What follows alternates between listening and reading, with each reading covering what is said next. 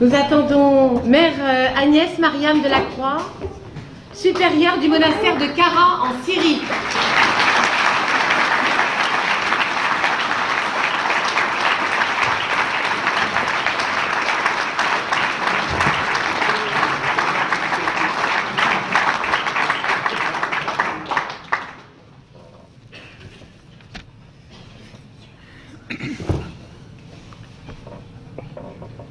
Je vais saluer à ma manière, loué soit Jésus-Christ, et après un exposé aussi magistral, je me sens un peu, c'est-à-dire démunie.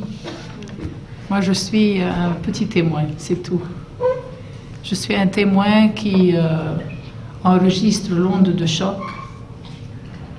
non simplement en ma chair, mais en celle de tous ceux qui habitent en Syrie et au Liban et au Moyen-Orient. C'est une onde de choc qui fait beaucoup de victimes, qui brise des vies, celle des enfants. Je reviens d'Alep. J'ai pu amener 400 tonnes d'aide humanitaire juste avant que la route ne soit de nouveau fermée par l'État islamique, avec 2 hôpitaux et 2 ambulances. J'ai vu des enfants amputés. J'ai vu des villages totalement détruits. La terre la plus fertile, on appelle ça le triangle d'or en allant un peu plus aussi vers l'Orient, en jachère, c'est-à-dire qui n'a pas été moissonnée, à perte de vue des récoltes de maïs non moissonnées depuis des années. C'était une vision apocalyptique, si vous me permettez de vous le dire, peut-être pour vous réveiller. Apocalyptique veut dire les temps de la fin. Il y a un apocalypse, j'en parlais tantôt avec un ami, il y a un apocalypse qui est immanent.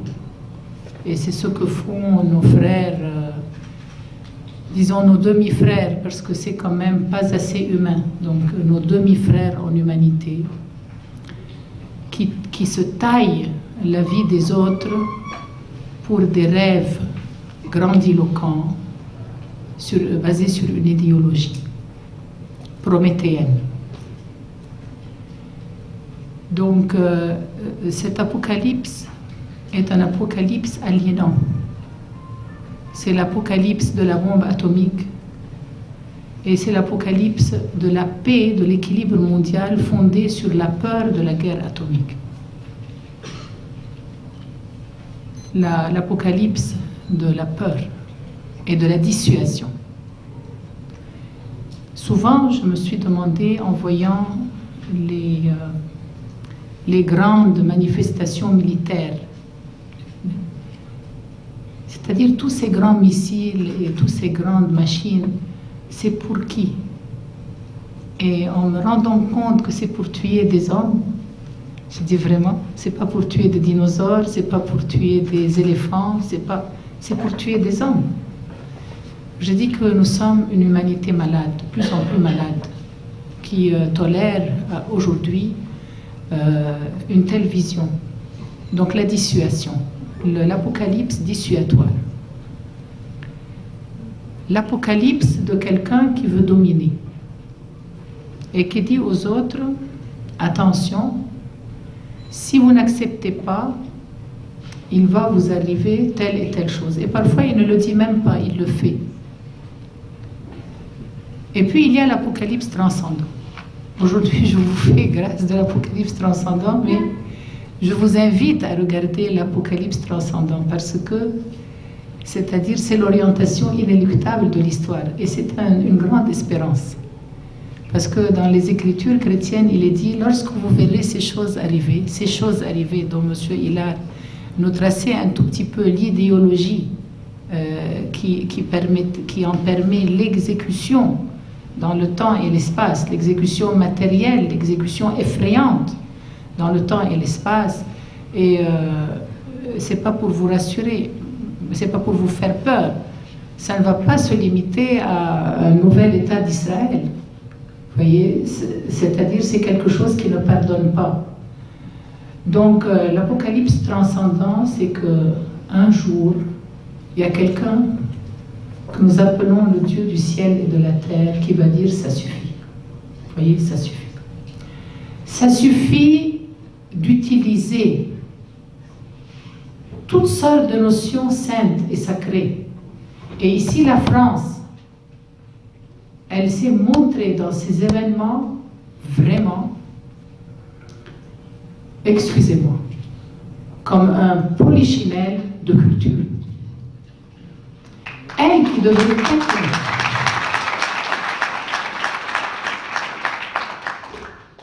devrait être le porte-flambeau de la culture, y compris humaniste de la Révolution française. Moi, je vais rentrer dans ces vues. D'accord? Je vais adopter les bonnes intentions de la guillotine, les bonnes intentions de la guillotine. Je vais les adopter. Et de la terreur. Je vais les adopter. Elle qui devrait être le porte-flambeau de la liberté, de l'égalité et de la fraternité.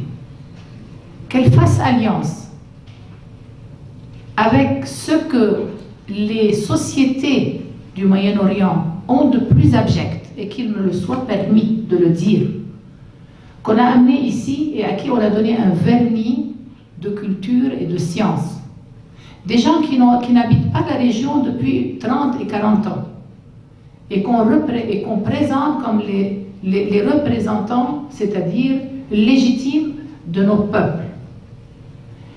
Pour laisser se déchaîner sur notre région ce cataclysme qui a tout détruit. Et c'est irréversible, vous voyez. Moi je dis, celui qui est assis là-haut, parce qu'il l'a dit, la détresse de ces jours sera tellement grande qu'il n'y en aura aucune autre plus grande depuis le début de la création et jusqu'à ce moment. Et à ce moment-là, le Seigneur interviendra. Moi, je crois dans l'intervention du Seigneur. Et en ce sens, il n'est jamais trop tard. Il laissera faire les hommes. Allez en Syrie, je vous invite à faire le voyage de solidarité en Syrie tant qu'il est temps, où vous pouvez voir les villes apocalyptiquement détruites, non point par une guerre mondiale, non point par une guerre mondiale, mais par une guerre de chaos. Une guerre qui n'a pas de visage, parce que c'est la guerre du mensonge. C'est une guerre médiatique de mensonge, où tout ce qu'on veut, c'est détruire. Détruisez. Je vous invite à faire le voyage de solidarité et de témoignage. Allez en Syrie, on vous prendra à Homs, on vous prendra à Alep, bientôt on vous prendra à Raqqa, on vous prendra à Palmyre, on vous prendra sur les rives du Khabour où ont été déracinées les plus anciennes chrétientés qui sont les Assyriens, où la magouille de ce qu'on appelle l'univers libre est en train de se manifester en termes de cruauté, de sang, de décapitation, de viol, d'esclavage sexuel, qu'est-ce que vous voulez, d'enfants qui ont été arnaqués et puis arrachés, pire que les janissaires, arrachés à leurs parents pour leur apprendre le pire des terrorismes, vous voyez, où la figure de l'humain est défigurée et ensuite elle est très bien rapportée dans des vidéotypes qui sont divulgués pour que vous aussi vous soyez un tout petit peu figé par une réalité qui n'est pas la vôtre et puis que vous vous endormissiez en disant « Ah, on n'y peut rien ». Réveillez-vous, chers amis, que vous soyez avec, que vous soyez contre, que vous soyez de droite, que vous soyez de gauche, que vous soyez athée, que vous soyez croyant, que vous soyez chrétien, que vous soyez musulman, que vous soyez agnostique, réveillez-vous. Avant toute religion, nous sommes des êtres humains.